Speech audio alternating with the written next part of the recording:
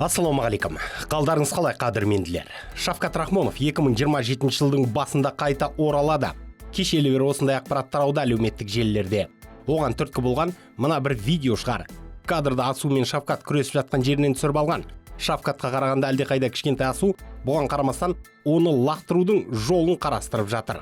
Әрине, бұл әзілге бағытталған видео, шындығында екеуі екі түрлі салмақта ғой, дегенмен осы жерде Рахмоновтың аяқтан нық тұрып, күш сала дайындала алатындығын байқадық. Бұл өте жақсы нышан. Сәл кешірек Шавкатты емдеген дәрігер Михаил Маркуарттың да жауынгерге қатысты пікір тарады. Маманның сөзінше, Рахмонов кәсіби деңгейдегі спорттық мансабын жалғастыру үшін ешқандай медициналық кедергі жоқ деді. Оның қашан оралатындығы туралы мен еш нәрсе айта алмаймын. Бірақ ары қарай да ол өзінің сүйікті спортмен айналысуын жалғастыра алмауына еш себеп жоқ. Ол дін аман жарақаттан айықты. Енді сұрақ оның физикалық дайындығы бойынша бапкерлеріне қойылу керек. Ол қаншалықты тез бабына келе алады. Мұны солар ғана айтады деді. Дегенмен, біз оны келесі жылдың басында жарыс режиміне оралуын көруіміз мүмкін деді ол. Осылайша біздің топшылауымыз бойынша Рахмонов келесі жылдың қаңтар айында 2 жылдық үзілістен кейін қайта оралуы әбден мүмкін. Ол қандай жағдайда оралады, бабы қандай болмақ, бұрынғы қаһарлы жауынгер сол күйінде қалды ма? Бұл енді мүлде бөлек тақырып. Шавкат 2 жылға жуық октагонға шықпады, дегенмен ол ешкімнің тарапынан ұмытылған жоқ. Тұлғасы бөлек қазақ көкжалы әлі де болса әлемдік ММА жұлдыздарының назарында.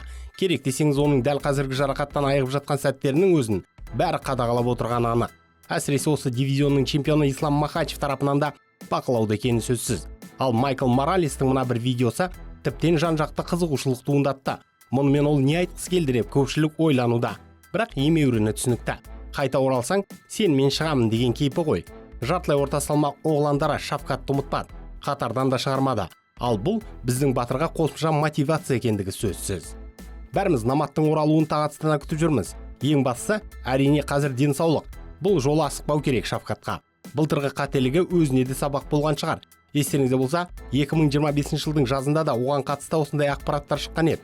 Жыл соңында немесе жыл басында қайта оралады деп. Түбі жақсылықпен аяқталмады.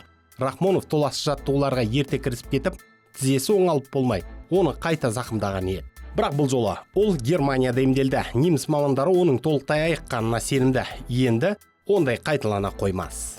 Ал Асуше, Алмабаев қазір барша қазақ ММА-сының ең басты жауынгеріне айналды. Қалыс естімедіңіздер. Дәл қазір UFC-де белбеуге ең жақын тұрған Алмабаев. Бакуде өткен турнирдегі оның жарқын перформансы UFC бостарын бейжай қалдырмаған болатын.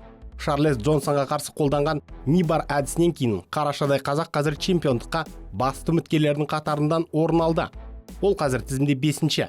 Күні кеше ғана оны жекпе-жекке рейтингтің 3-ші нөмірі Брендон Ройвал шақырды. Асу әзірге жауап бермеді. Демек, басқа ойлағаны бар. Әрине, оның көксегені белбеу. Джошуа Ванның беліндегі белбеу үшін бір төбелеспей кету үлкен әбестік болады. Мұнда әрине жеңіске жету маңызды ғой, дегенмен чемпиондық сынға шығудың өзі бір абырой. Соны ойлап жүрсе керек қазір Асу, бірақ оған жеткізе ме? Бек мүмкін. Ол болмаса екі қызықсын бар ол үшін. Біріншісі Мануэль Капемен реванш, екіншісі дивизионның шым мықтысы Алекс Пантожамен айқасу. Таирамен шығуда, Ройвалмен төбелесуде аса маңызды емес.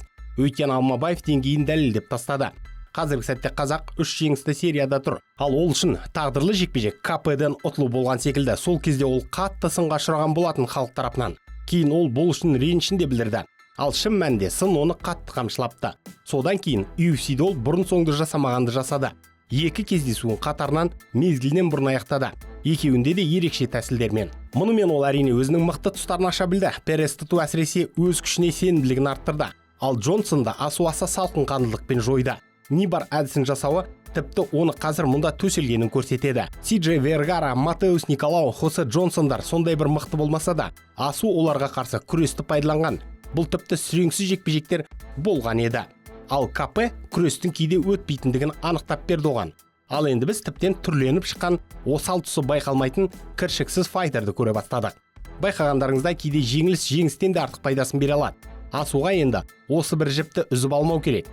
Тек қана мықтылармен шығып, деңгейін кезең-кезеңмен өсіре түссе, осы жыл соңында ма әлде келесі жыл басында ма чемпиондық бәсеке көріп қалармыз. Шынымен де халықаралық ұйымдарда қазақтың чемпиондық жекпе-жекке шыққанын әлі көрмеппіз. Енді осы олқылықтың орнын толтырар сәт келгендей. Бейнематериал ұнады ма, онда лайк басыңыз, пікір қалдырыңыз. Бұл біз үшін маңызды. Арнаға жазылып қоңыраушаны басып қойсаңыздар, соңғы жаңалықтарды бірден біліп отырасыздар. Уақыт тауып тамашалағандарыңыз үшін рахмет. қазақ батырларының жеңісті жорықтары молынан болсын.